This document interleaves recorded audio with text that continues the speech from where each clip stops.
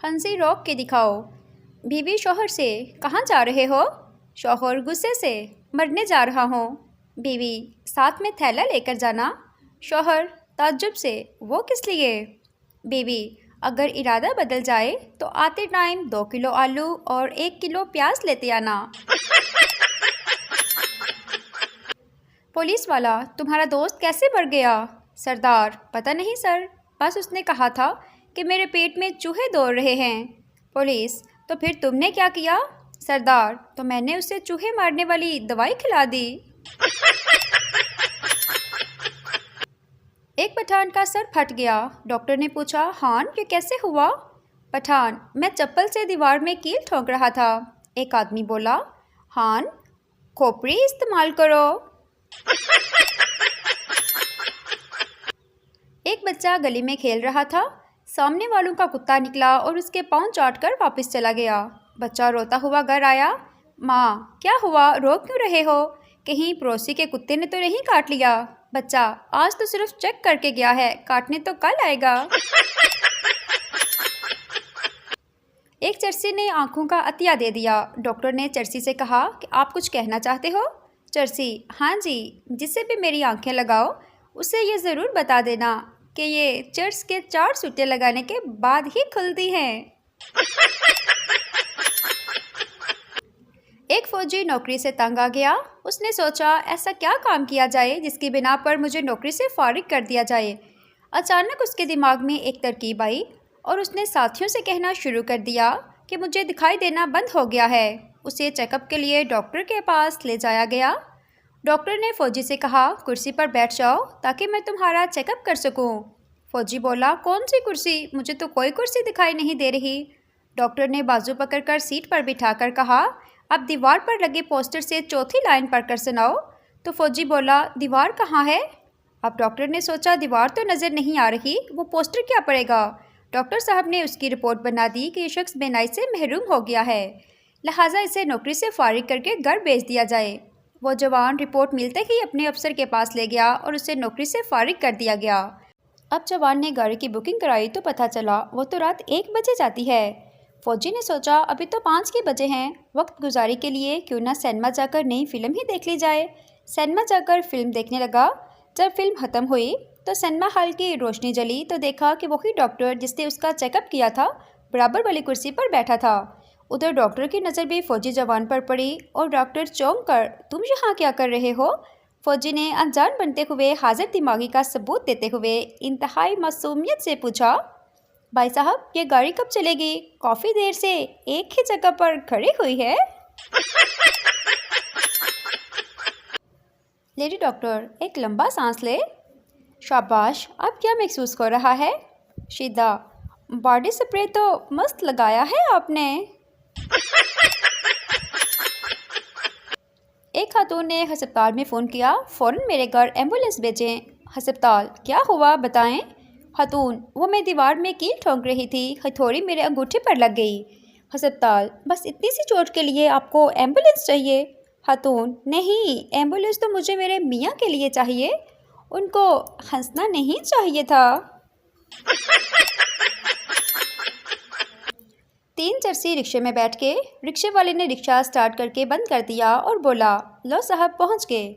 एक चरसी ने शुक्रिया अदा किया, दूसरे चरसी ने किराया दिया और तीसरे ने रिक्शा ड्राइवर को थप्पड़ मार दिया। रिक्शा ड्राइवर समझा उसको पता चल गया है। फिर थप्पड़ मारने वाला चरसी बोला, साले आज तो मरवा ही देता, इतना तेज़ चलाता है। एक शख्स ने अखबार में इश्तिहार दिया, मुझे एक मुलाजिम की तलाश है, तनहा कोई नहीं, सिर्फ 2 वक्त का खाना दिया करूँगा। इश्तिहार एक नहायत गरीब शख्स ने पढ़ा और उस शख्स के घर चला गया और कहा कि मैं काम के लिए तैयार हूँ, बताएं काम क्या करना होगा। उस शख्स ने कहा, काम ज़्यादा मुश्किल नहीं, दिन में 2 शॉपर लेकर ताता दरबार जाना है और वहाँ से मेरे लिए और अपने लिए खाना लेकर आना है। बीवी सूट की कटिंग करने गई तो कैंची नहीं मिल रही थी। बीवी ने शौहर को बोला, कैंची नहीं मिल रही, ढूंढ कर दो। शौहर बोला, तुम्हारी ज़ुबान तो कैंची से भी तेज़ चलती है, उससे काट लो। एक आदमी फौतगी वालों के घर गया तो देखा मैयत के इर्द गिर्द बर्फ़ पड़ी थी और घर वाले रो रहे थे। आदमी ने मुर्दे को पकड़कर हिलाया और कहा, उठ मामा, बर्फ़ दे गाहक रोंदे पे ने।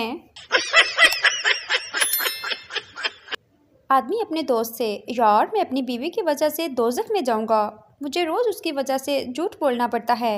दोस्त, वो कैसे?